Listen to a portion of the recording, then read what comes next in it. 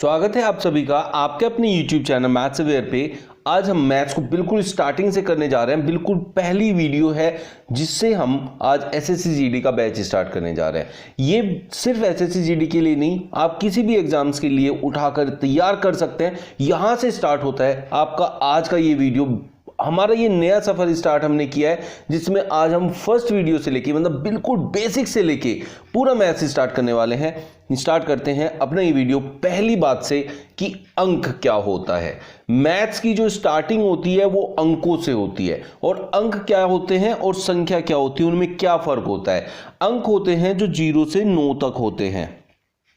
0, 1, 2, 3, 4, 5, 6, 7, 8, 9। इन सबको मिलाकर जब हम कुछ बनाते हैं उसको हम संख्या कहते हैं। जैसे हमने इसको और इसको मिलाया तो 2 और 5 बन सकता है, 5 और 2 बन सकता है, 25 और 52, जो कि हमारी संख्या कहलाता है। तो अंकों से मिलकर संख्या बनती है। कितने भी अंक हो सकते हैं, इन अंकों को कितनी बार भी प्रयोग किया जा सकता है और कुछ भी संख्या बनाई जा सकती है। आप इसमें से जितनी भी अंक चाहें उतने रख सकते हैं। जैसे 5, 2, 3, 0, 1, 4, ये देखिए कितनी बड़ी संख्या बनके तैयार हो गई है।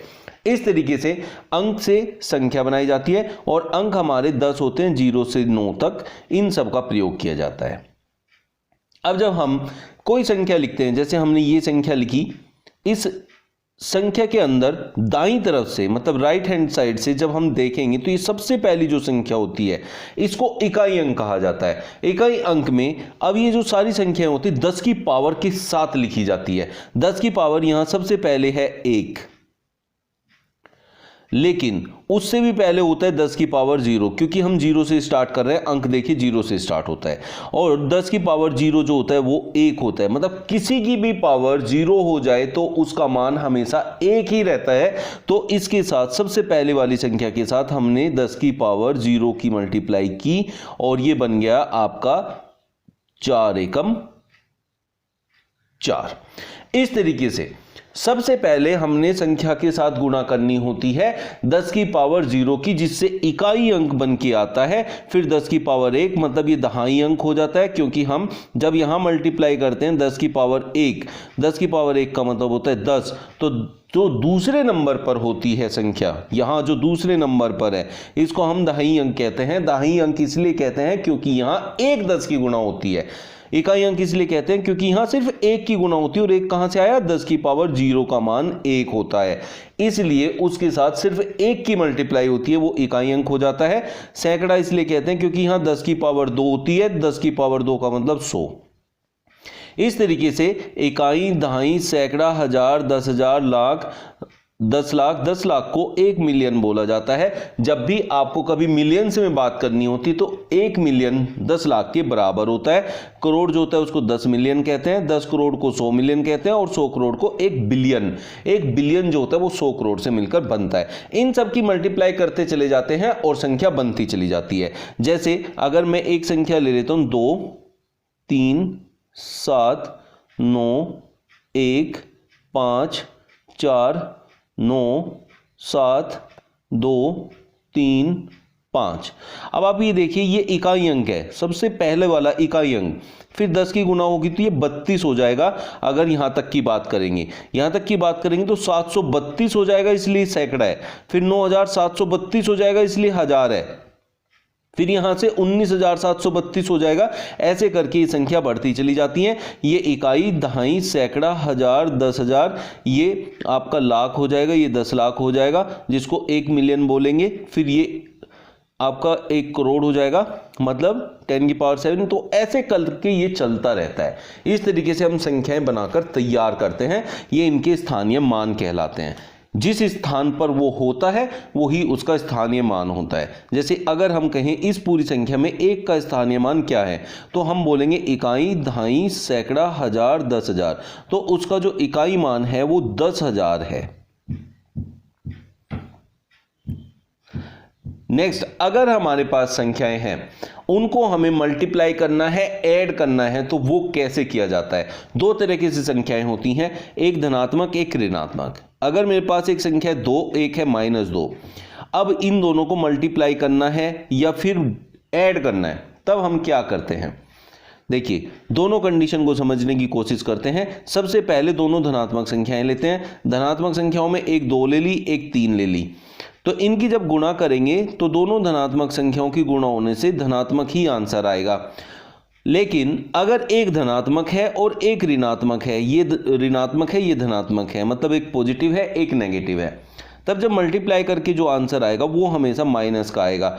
मतलब अगर दोनों में से एक माइनस है तो माइनस हो जाएगा और एक प्लस है तो वो तब भी माइनस ही रहेगा। सिर्फ दोनों प्लस होने से या दोनों माइनस होने से वो आपका प्लस बन सकता है। तो आपका माइनस और प्लस का जब मल्टीप्लाई हुआ तो वो आपका माइनस में आंसर आया, जबकि आप दोनों माइनस ले लेंगे, -2 गुणा में -3, तो ये प्लस का 6 आएगा, जो कि दोनों सेम साइन है। तो इससे आप ये समझ सकते हैं अगर एक जैसा साइन है और बीच में मल्टीप्लाई है तो हमेशा प्लस आएगा, और अलग अलग साइन है, -2 गुणा में 3 अलग अलग साइन है तो हमेशा आंसर जो है वो माइनस का आएगा, प्लस का नहीं आएगा। एक जैसा साइन है दोनों के पास, दोनों या तो माइनस है या दोनों प्लस है, तो ही प्लस का आंसर आता है। अब जोड़ने की बात आती है। जोड़ने में हम क्या करते हैं, अगर हमारे पास दोनों साइन एक जैसे हैं, जैसे 2 + 3, तो हमेशा आंसर जोड़ कर आएगा जो कि 5 होगा, और साइन वो लगाया जाएगा तो दोनों के साथ होगा। अब दोनों प्लस के हैं तो इसलिए साइन प्लस का आएगा। और अगर -2 -3 दोनों साइन एक जैसे हैं तो मैंने आपको बताया हमेशा प्लस होगा। -2 -3 दोनों को जोड़ देंगे और साइन वो आएगा जो दोनों के साथ होगा, तो यहां -5 आएगा। लेकिन जब अलग अलग होते हैं, -2 + 3 अलग अलग होंगे तो हमेशा माइनस करना है, 3 में से 2 जाएगा तो 1, और साइन वो रखना है जो बड़े वाले के साथ होता है। यहाँ बड़े वाले के साथ साइन है प्लस का, तो इसलिए इसको 1 छोड़ देंगे। अगर इसके आगे कोई साइन नहीं लगाया इसका मतलब ये प्लस का है। लेकिन अगर बड़ा होता माइनस का, 2 - 3 होता, तब भी माइनस करते, लेकिन साइन वो लगाते जो बड़े वाले के साथ है, और बड़े वाले के साथ यहाँ माइनस है तो आंसर माइनस में आता। इस तरीके से इनको बनाया जाता है। अब हमारे पास आता है कि ये जो संख्याएं हमने सीखी हैं, अंकों से संख्याएं बनाना, ये कैसी कैसी हो सकती हैं। तो सबसे पहला होता है प्राकृत संख्याएं, नेचुरल नंबर्स। जो हमारी गिनती होती है वो इसमें काउंट की जाती है। गिनती हम आपसे बोले गिनती स्टार्ट करिए तो आप 1 से शुरू कर देते हैं, 0 नहीं बोलते ना, तो इस वजह से हम 1 से लेके अनंत तक, 1 से अनंत तक, इनफाइनाइट तक जब जाएंगे, 1 2 3 4 और ऐसे चलते जाएंगे, तो ऐसी जो संख्याएं होती हैं उनको हम प्राकृत संख्याएं कहते हैं। प्राकृत संख्याएं 1 से शुरू होकर चलती जाती हैं अपने आगे तक। जबकि पूर्ण संख्याएं भी प्राकृत संख्याएं ही है, बस उसमें 0 आ जाता है, वो 0 से शुरू हो जाता है, 0 1 2 3 4 ऐसे चलता जाएगा, उसको कहेंगे पूर्ण संख्याएं। तो पूर्ण संख्याएं प्राकृत संख्याओं को कंटेन करती है, मतलब जो प्राकृत संख्याएं होती हैं पूर्ण संख्याओं के अंदर आती हैं। पूर्ण संख्याओं को W से डिनोट किया जाता है, इसको होल नंबर कहते हैं इंग्लिश के अंदर। अब इसमें क्या है कि 0 उसमें काउंट होता है, जबकि हमारी जो प्राकृत संख्याएं होती हैं उसमें 0 काउंट नहीं होता है, बस इतना इन दोनों में डिफरेंस होता है। तो हम कह सकते हैं कि जो प्राकृत संख्याएं हैं वो पूर्ण संख्या के अंदर आती हैं। पूर्णांक संख्याएं, जब हम सारी संख्याओं को प्लस और माइनस के साथ लिखते हैं तो उनको पूर्णांक संख्याएं या इंटीजर कहा जाता है। इसलिए इंटीजर 2 तरह के होते हैं, एक पॉजिटिव इंटीजर, एक नेगेटिव इंटीजर, मतलब एक धन पूर्णांक और एक ऋण पूर्णांक। तो कैसे होता है, हम इसको एक नंबर लाइन से समझ सकते हैं। ये यहां 0 आ गया, इससे इधर जितनी संख्याएं 1 2 3 4 5 ऐसे चलता जाएगा, और इधर -1 -2 -3 ऐसे चलता जाएगा। इन संख्याओं को हम पूर्णांक संख्याएं कहते हैं, जिसमें इधर ये धन पूर्णांक होते हैं, इधर ये ऋण पूर्णांक होते हैं। मतलब इधर पॉजिटिव इंटीजर्स को काउंट किया जाता है, इधर नेगेटिव इंटीजर्स को काउंट किया जाता है। 0 ना पॉजिटिव में आता ना नेगेटिव में आता, ये न्यूट्रल होता है। तो इस तरीके से इन सारी संख्याओं को मिलाकर बनाता है हमारा पूर्णांक संख्याएं। तो पूर्णांक संख्याओं में हमने एक तरीके से देखा कि सारी की सारी हमारी प्राकृत संख्याएं आई, लेकिन पॉजिटिव और नेगेटिव दोनों मिला के। परिमेय संख्या, वो संख्याएं जिनको p/q के फॉर्म में लिख सकते हैं। p/q का फॉर्म होता है मतलब जो बटे में लिखी जा सकती हैं, लेकिन उसका ये मतलब नहीं होता जैसे हमने 4 लिखा तो 4 के बटे में हम 1 मान लेते हैं तो ये भी p/q का मतलब हो जाता है। तो इसका मतलब 4 जो सीधा सीधा लिखा है ये भी आपका परिमेय संख्या कहलाएगा, रेशनल नंबर कहलाएगा। अब आप कहेंगे फिर अपरिमेय क्या बन जाता है? फिर ये अगर परिमेय ये सब कुछ है तो अपरिमेय कैसे होगा? हमें कैसे पता चलेगा कोई संख्या परिमेय है कि नहीं है? देखिए, इन संख्याओं को छोड़कर जैसे √3, √5 जो वैल्यू रूट के अंदर होती हैं जिनका पूरा पूरा रूट नहीं निकाला जाता है उन संख्याओं को अपरिमेय संख्या कहते हैं। या फिर वो संख्याएं जैसे मैंने लिखा 1.23, फिर इनमें से एक को बढ़ाते रहो 2 2 3, फिर एक बार और, अभी 2 बार लिखा था, अभी 3 बार, 2 2 2 3, ऐसे जो संख्याएं चलती रहेंगी, बढ़ती रहेगी एक संख्या, बाकी ऐसी की ऐसी लिखी जाएगी। उन संख्याओं को भी अपरिमेय संख्या कहते हैं। इन दोनों को छोड़कर बाकी जो भी संख्याएं होती हैं वो परिमेय के अंदर काउंट की जाती हैं, उनको परिमेय कहते हैं। अब जैसे √1 है, इसका मान 1 होता है क्योंकि इसका पूरा पूरा रूट हो जाता है। √4 का पूरा मान निकल आता है, उसका मान 2 होता है। √9 का मान 3 होता है। ऐसी जो संख्या है जिनका रूट पूरा पूरा निकल जाता है वो भी परिमेय संख्या में आती हैं, जबकि जिनका रूट पूरा पूरा नहीं निकल पाता वो अपरिमेय संख्या के अंदर आती हैं। ये याद रखना है। तो ऐसा नहीं है कि रूट में वैल्यू लिखी और आपने सीधा बोल दिया कि वो अपरिमेय ही होगा क्योंकि रूट में है, ऐसा नहीं है। रूट अगर पूरा पूरा निकल जाता है तब वो संख्या परिमेय संख्या में काउंट की जाती है।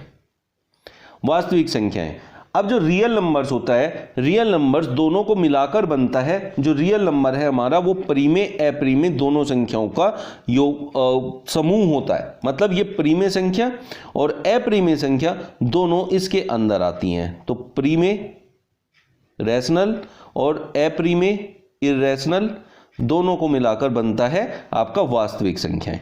तो और जो काल्पनिक संख्याएं होती हैं, अब वास्तविक हमने देखा उसमें परिमेय और अपरिमेय आ गया। काल्पनिक संख्याएं आप लोगों के कोर्स में नहीं होती हैं, लेकिन होती क्या है, जब कोई वैल्यू माइनस में होती है और उसका रूट किया जाता है जैसे -2, तो ये इमेजिनरी नंबर कहलाता है, काल्पनिक संख्याएं कहलाता है। इसमें हम इनका आंसर नहीं निकाल सकते, इनका रूट पॉसिबल नहीं है, ये वैल्यू इमेजिनरी है। हम अपनी तरफ से मानकर इनको a+ib की फॉर्म में निकाल सकते हैं, वैसे इनका डायरेक्टली कोई रूल नहीं होता है। ये हमारा पूरा सार है जो जो संख्याएं होती हैं। तो जो संख्याएं बनती हैं वो 2 तरीके से बनती हैं, वास्तविक संख्याएं, काल्पनिक संख्याएं। तो काल्पनिक यहीं खत्म हो जाती हैं क्योंकि उनको ना निकाला जाता है ना ही उनके बारे में बात की जाती है, जबकि वास्तविक संख्याएं परिमेय अपरिमेय होती हैं, जो कि अभी हमने पीछे देखा कि उन दोनों का समूह ही हमारा वास्तविक संख्या कहलाता है। अब उस वास्तविक संख्याओं में अपरिमेय संख्या वहीं खत्म हो जाती है जहां वो वैल्यू नहीं निकलती है, जबकि परिमेय संख्याएं प्राकृत, पूर्ण और पूर्णांक संख्याओं में काउंट की जाती है, जो हम पीछे पढ़ चुके हैं।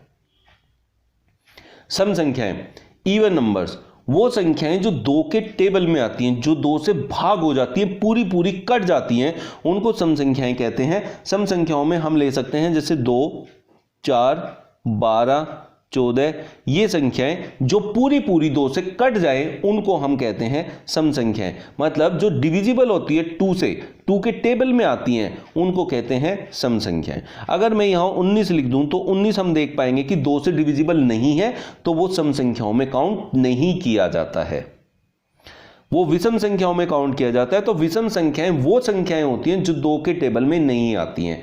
मतलब सीधा सीधा हम कह सकते हैं कि जो संख्याएं 2 से भाग नहीं की जा सकती या 2 के टेबल में, 2 के पहाड़े में नहीं आती हैं, उनको विषम संख्याएं कहा जाता है। जैसे 1, 3, 5, 7 ऐसे करके 1 जो होता है वो विषम संख्याओं में काउंट किया जाता है, ये आपको याद रखना है। अभाज्य संख्याएं वो संख्याएं होती हैं जो किसी से नहीं कटती हैं, किसी से भी नहीं कटती हैं, उनको अभाज्य संख्या कहा जाता है। मतलब जैसे हम बचपन से पढ़ते आए कि वो संख्याएं जो किसी से ना कटे, सिर्फ खुद से कटे और 1 से कटे, उनको अभाज्य संख्याएं कहा जाता है। लेकिन हम ऐसी बात नहीं करेंगे, सीधा आपको दिमाग में एक बात रखना है, जो किसी से ना कटे। भाई खुद से तो सभी कटते हैं, एक किसी को डिवाइड करे ना करे, मल्टीप्लाई करे ना करे, उससे कोई फर्क पड़ता नहीं है। जैसे मैंने 2 को 1 से मल्टीप्लाई किया तो भी 2 ही रहना है, और 2 को 1 से डिवाइड किया तो भी 2 ही रहना है। तो इस बात को हम सीधा सीधा ये समझ सकते हैं, जो संख्या किसी से भी डिवाइड ना हो उसको हम अभाज्य संख्या कहते हैं। अब अभाज्य संख्याएं जो होंगी वो ज्यादातर क्या सारी संख्याएं आपकी विषम संख्याओं में से निकल के आएगी, एक संख्या को छोड़कर जो कि है 2। तो अभाज्य संख्याएं आपकी 2 से शुरू होती हैं, 2, 3, 5, 7, 11, 13 ऐसे चलती जाती हैं। ये संख्याएं किसी से भी विभाजित नहीं होती हैं। लेकिन इसमें सबसे इंपॉर्टेंट जो पॉइंट है वो है कि इसमें सबसे छोटी अभाज्य संख्या कौन सी होती है, उसका आंसर है 2। और दूसरा एक और क्वेश्चन इसमें से बनता है, वो है ऐसी कौन सी अभाज्य संख्या है जो सम भी है, क्योंकि सारी अभाज्य संख्याएं विषम होती हैं। तो 2 इकलौती ऐसी संख्या है जो सम है और अभाज्य है।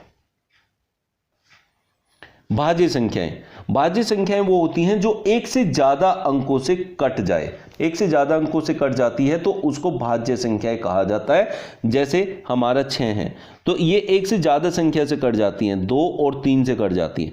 4 है वो भी आपका भाज्य है, क्योंकि ये 2 से कट जाता है 2 बारी, तो मतलब एक बार से जिसको काटा जा सकता है, जिसके फैक्टर किए जा सकते हैं, गुणनखंड किए जा सकते हैं, उन संख्याओं को कहते हैं भाज्य संख्याएं।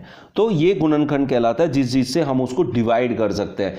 6 को 2 और 3 से डिवाइड किया जा सकता है, इसलिए ये इसके गुणनखंड है। तो इस तरीके से हम पता करते हैं कि गुणनखंड क्या होते हैं, और गुणनखंड एक से ज्यादा किसी के बन जाते हैं तो उनको भाज्य संख्याएं कहा जाता है,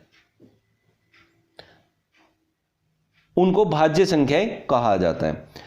आज का ये वीडियो कैसा लगा आप लोग जरूर बताइएगा। और आज से हमने शुरुआत की है मैथ्स की, यहां से आगे हम चलेंगे, हर एक क्वेश्चन को करते हुए देखेंगे कि मैथ्स को कितनी आसानी से पढ़ा जा सकता है।